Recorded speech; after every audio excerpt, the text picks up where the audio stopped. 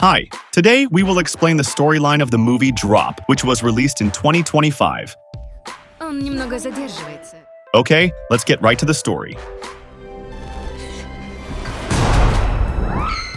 A woman named Violet Gates wakes up on the floor with injuries on her face, while a man watches her from the stairs. He approaches her with a gun pointed at her. He stops Violet until she falls again, then challenges her to shoot him with the gun he handed her. Drop.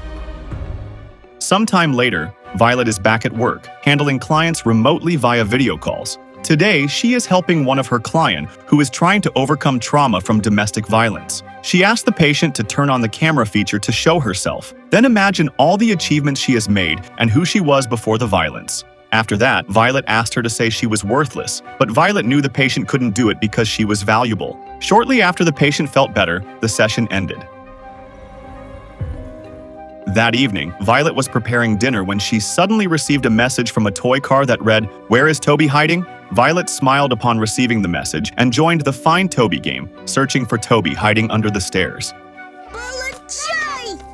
Shortly after, her younger sister Jen arrived to watch over Toby while Violet went on a date with Henry. Violet felt nervous because she hadn't gone on a date in a long time.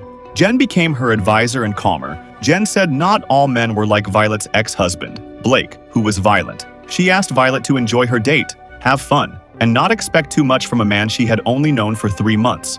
Jen showed her a more appropriate and attractive dress, and before leaving, Violet reminded Jen of the rules while she was gone.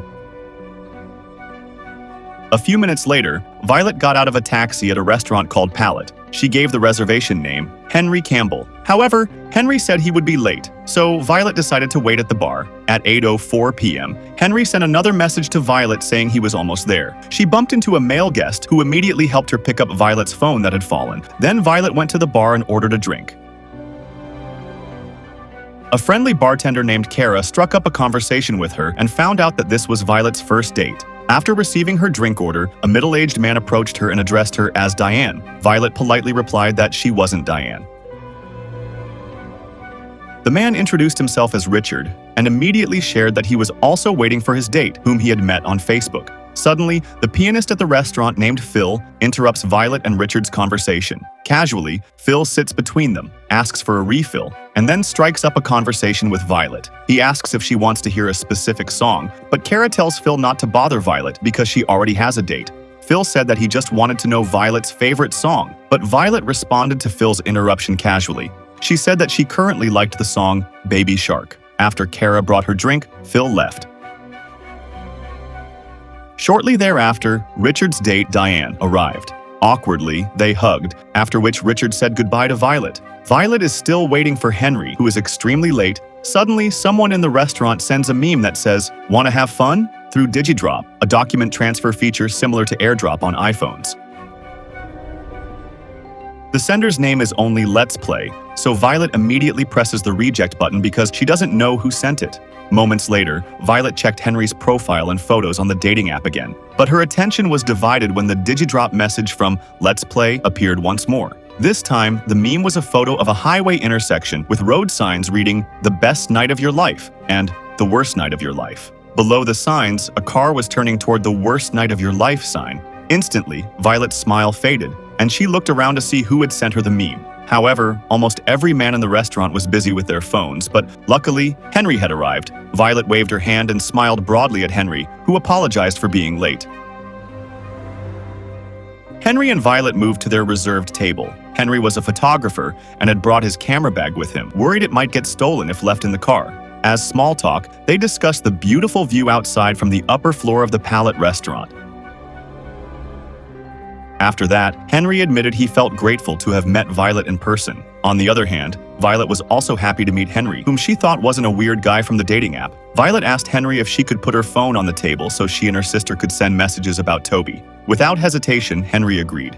Henry also impressed Violet further by remembering her sister's name and buying her a hockey puck souvenir with the name of Chicago's favorite hockey team on it. Henry said it was a reminder for Toby that he was now an official resident of Chicago. Violet accepted the gift happily and thanked him. Shortly after, the waiter came to take their order. The waiter, named Matt, assumed they were a couple who had been dating for a long time. Matt was surprised when Henry admitted it was their first date. Coincidentally, that night was also Matt's first shift. Henry ordered the same drink as Violet, and Matt went to process their order. After commenting on Matt's behavior, Violet's phone rang. Another meme from Let's Play had arrived, this time with a more direct message: "Don't ignore me." Seeing Violet's expression, Henry grew concerned. Violet explained that someone had been sending her DigiDrop messages. Henry said Violet had become the target of pranksters, admitting he often received random messages from mischievous kids on the train. Violet thought it was normal on the train, but at an exclusive restaurant like Palette, it seemed odd. Henry became curious about who might be sending those messages to Violet. They observed every visitor to guess who it was. Henry pointed at Richard, but Violet immediately denied it because she was already acquainted with Richard. Another DigiDrop message arrived, this time with a slightly intimidating meme. According to Henry, the person was just seeking attention, so Violet decided not to respond to the message. However, she still had to check her phone notifications because she was waiting for a message from Jen.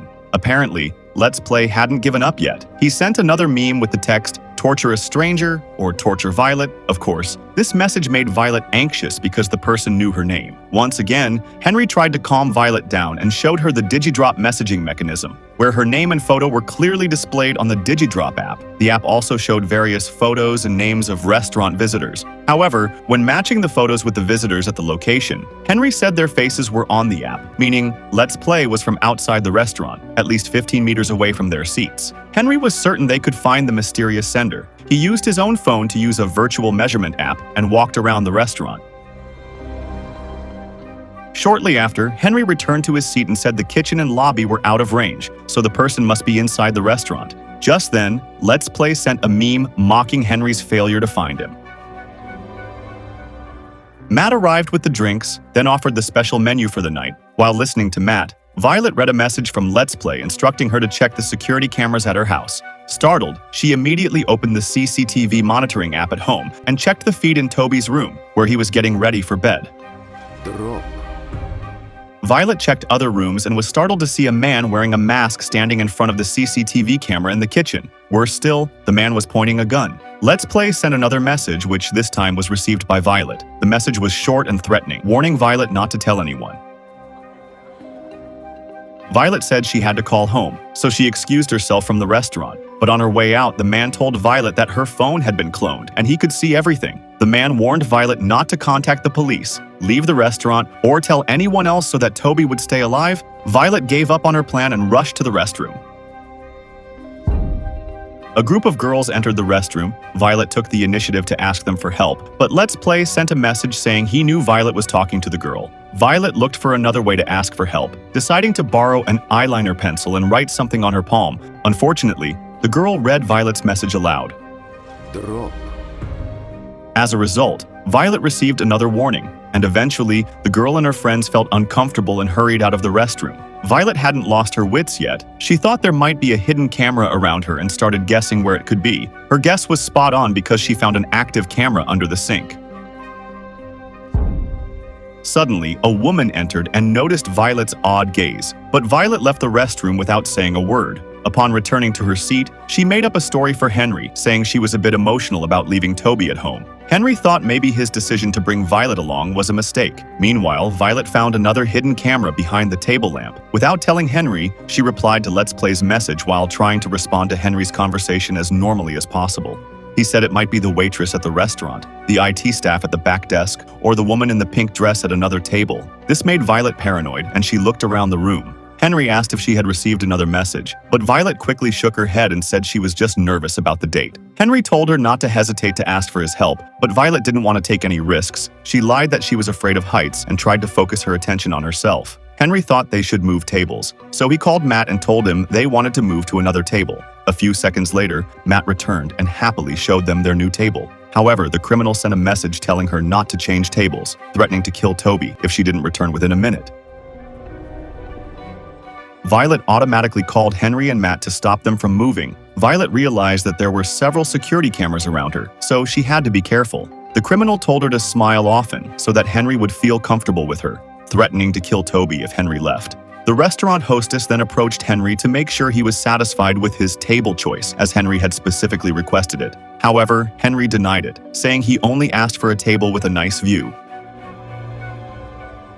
Even so, Henry didn't want to make a fuss and assumed she had the wrong person. The misunderstanding made Henry think that the DigiDrop sender was angry because their table had been taken. Violet changed the subject and suggested that they order food right away. While pretending to check the menu, Violet replied to Let's Play's message and asked what he wanted from her. Let's Play answered that he wanted Henry's camera memory card.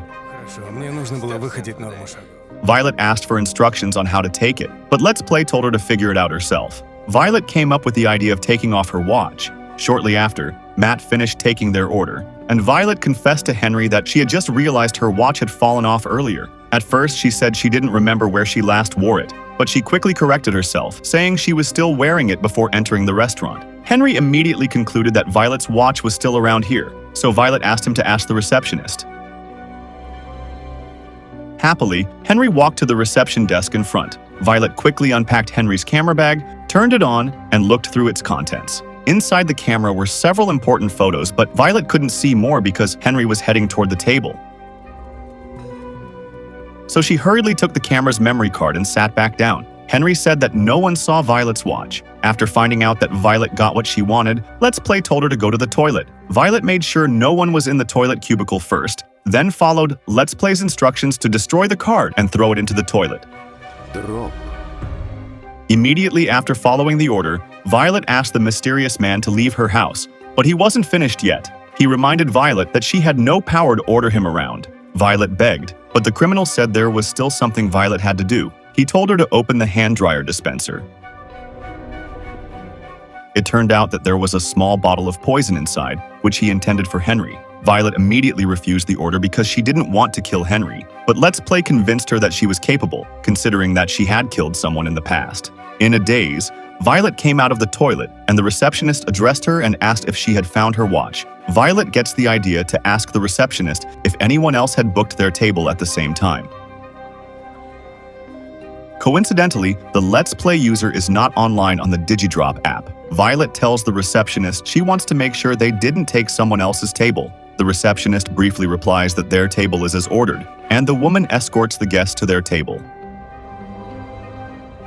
Violet borrowed the phone at the reception desk to call 911, but the connection suddenly dropped. Finally, Violet decided to call for help through the live chat feature on the National Domestic Violence Hotline website.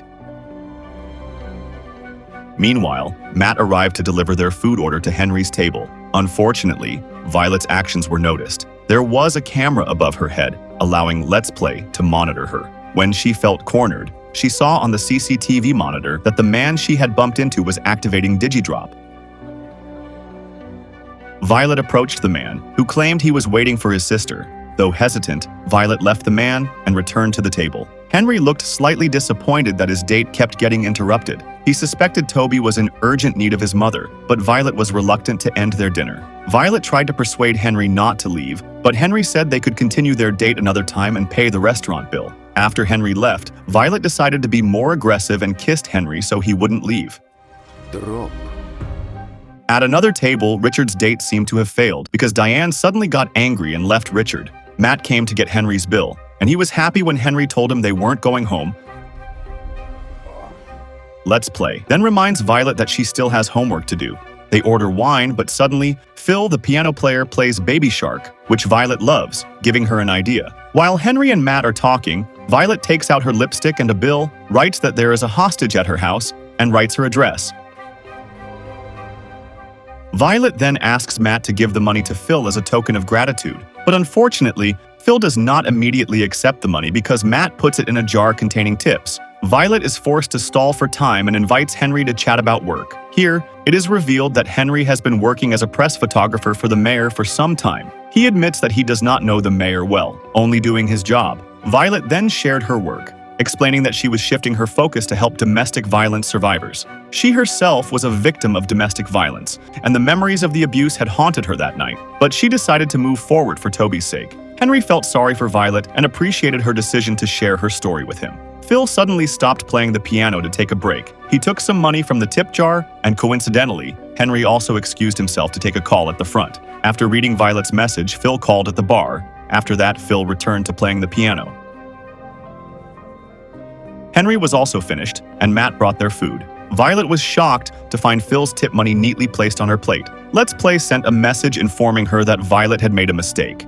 Violet asked for a second chance and apologized, but Let's Play became upset. Suddenly, Phil got up from the piano and fell down because he had drunk too many martinis. Let's Play added that Phil wasn't the only one who would be affected. Violet immediately checked the camera at home and saw Jen being attacked. Next, a masked man chased Toby and locked him in a room. Violet begged him not to hurt Toby, so she had to do whatever he asked. In the distance, Phil looked panicked and rushed out of the restaurant. Let's Play told Violet that Phil wouldn't make it downstairs and that the same could happen to Toby. Violet tried to hide her panic and keep the date going as long as possible. She suggested they keep drinking. Henry agreed, then called Matt, but Matt was busy. Finally, Violet got up to order directly at the bar. She looks anxious, but Violet just says she's still nervous. She also offers her a slice of lime, but Violet immediately refuses. After getting her drink, Violet plans to pour the poison into it at the bar, but Let's Play sees her and asks her to do it at their table.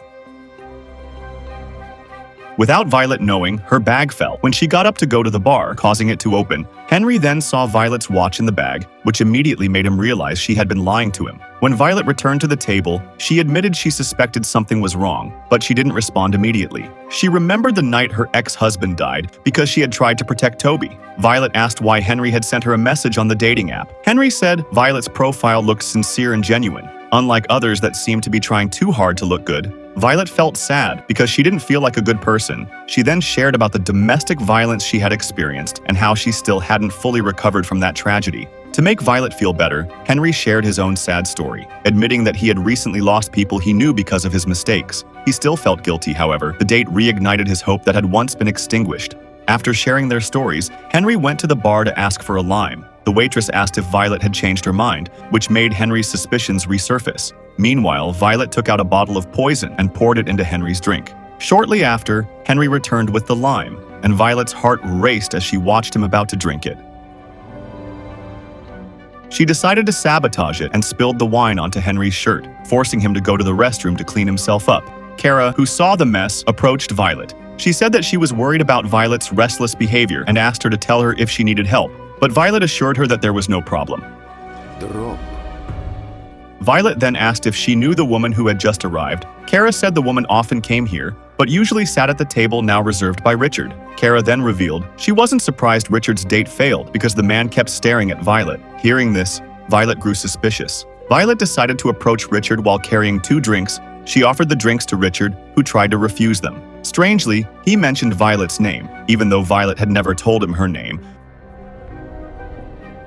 Richard had no more excuses. He told Violet to sit across from him, then removed the earplugs from his ears. Richard's demeanor completely changed from a polite and nervous man to a cold and threatening one. First, he admitted that he admired Violet's determination, then forced her to choose one of the drinks, one of which contained poison. After choosing correctly, Violet said that killing Henry wasn't the right move, as Henry must have backed up the photos on his camera. Richard said he already knew, but his accomplices had deleted the backups from the mayor's private server, so the camera's memory card was the only evidence, but Violet had destroyed it. He also revealed that the FBI had called Henry to hand over the camera's memory card, which is when Violet realized Henry was an FBI informant. Violet was undeterred and threatened to report everything to the police. However, Richard said that the memes and messages on DigiDrop couldn't be used as evidence because DigiDrop couldn't be traced. Not only that, Richard had to involve Violet because he didn't want any witnesses if Henry was killed. In his opinion, Violet was the perfect scapegoat because she had a criminal record. Violet insists she didn't kill her husband. He committed suicide, but she was the only one at the scene and her fingerprints were on the gun. Richard reveals that Phil had to be killed because he saw Violet writing a message on the money. Richard secretly put poison in Phil's drink and sent a threat via DigiDrop not to call for help. Richard told Violet that she would find it hard to defeat him. The restaurant's surveillance camera recorded Violet putting poison in Henry's drink, which could be used as evidence. For that reason, he pressured Violet to tell Henry to drink it if she wanted Toby to survive. Shortly after, Henry arrived, looking unhappy to see Richard. Richard introduced himself as Violet's new acquaintance, but Henry immediately sensed something was off about Violet's expression. Richard persuaded him to drink with them, and Violet handed him the drink that had been prepared for him. Henry downed it in one gulp, but he didn't react immediately. Violet told Richard to send his men away from her house, and Richard immediately agreed and made a phone call in front of Violet. Richard then asked her to wait until Henry collapsed while he enjoyed his meal. Violet revealed that she didn't actually pour poison into Henry's drink. she poured it into Richard's food while he was distracted talking to Henry. Richard suddenly realized he had eaten the poison himself, and he became furious. He then cursed Violet and tried to shoot her. Fortunately, Henry was alert and protected Violet, and the bullet hit his stomach instead. The guests ran out of the restaurant while Kara helped Violet fight Richard, but unfortunately, the woman was killed in the counterattack. Gasping for breath due to the poison taking effect, Richard called his men who were still at Violet's house to kill Toby and Jen immediately. Violet threw a hockey ball that had fallen from her bag at the window. Soon, the window cracked and shattered into pieces. The air pressure pulled Richard and Violet outside, but Violet managed to hold onto the curtain, which slowly tore and nearly dropped her. Henry saved Violet just in time, but Violet's struggle wasn't over yet. Richard's men hadn't left the house yet, so she asked Henry, who was injured, to call for help while she rushed home. On the street, Violet tried to contact Jen. Fortunately, Jen, who had fainted, had regained consciousness and answered the phone just as Richard's men were about to attack her.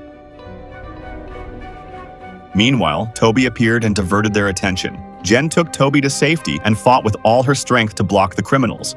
Unfortunately, Jen was defeated and shot, but Toby managed to hide. Shortly after, Violet arrived, sneaking into the kitchen to grab a knife, then stabbing Richard's henchman. Despite this, the man didn't flinch, attacking Violet back until he finally removed his mask. Unexpectedly, Toby's toy car zoomed in from the side, carrying a pistol. Without hesitation, Violet grabbed the gun and shot the criminal, killing him. The next day, news of the planned murder spread on television. Drop. It was revealed that the plan was connected to an effort to cover up a large-scale embezzlement scheme involving many city officials, and the mayor of Chicago was arrested on those charges. Meanwhile, Henry was undergoing treatment at the hospital, but he and Violet continued their relationship.